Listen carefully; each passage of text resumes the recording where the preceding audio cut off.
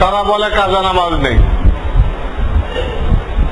তারা বলে এই পঞ্চম বাহিনী কাজা নামাজ নেই।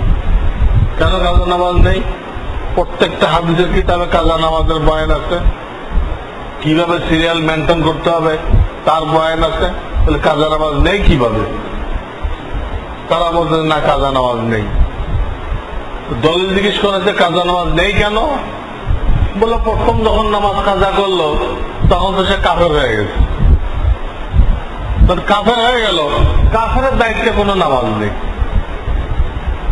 কাফের দায়িত্বে, কাফের যতক্ষণ মুসলমান না হয় তার দায়িত্বে কোনো নামাজ নেই। কাজে এই লোকটা যখন কাফের হয়ে গেছে তার দায়িত্বে কোনো নামাজ নেই।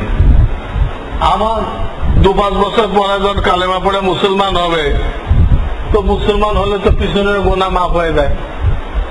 5 বছর যে কাফের ছিল, নামাজ পড়ে নাই, ওই গোনা কি হয়ে গেছে? এই কালেমা পড়ার কারণে মাফ হয়ে গেছে। একদিক দিয়ে করছে যে কাজা নামাজ নেই, আর একদিক দিয়ে ওই লোকটারে বানাইতেছে কি কাফের।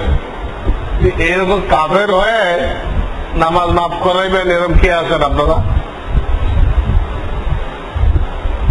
আমি যদি কাফের হয়ে যাই আমার আর নামাজ পড়া লাগবে না। কোন মুসলমান রাজি হবে কাফের হয়ে নামাজ মাফ করাইতে রাজি হবে? আর যদি একটা লোক নামাজ না পড়ে কিন্তু ইমান আছে, এও তো বেঁচে যাবে।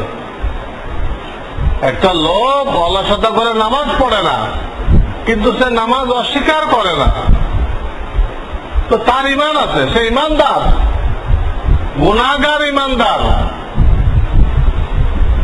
আল্লাহ 5 বছর নামাজ পড়ে নাই, আল্লাহ তাহলে 1 সেকেন্ডে তা আল্লাহর হক আল্লাহ মাফ করে দিতে পারে।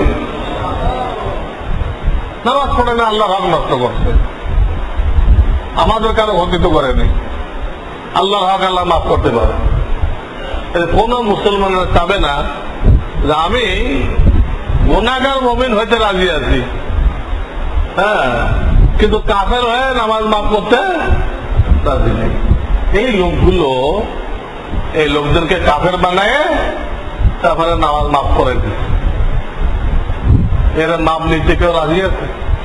এরা ফতোয়া দিচ্ছে, এরা ফতোয়া দিচ্ছে।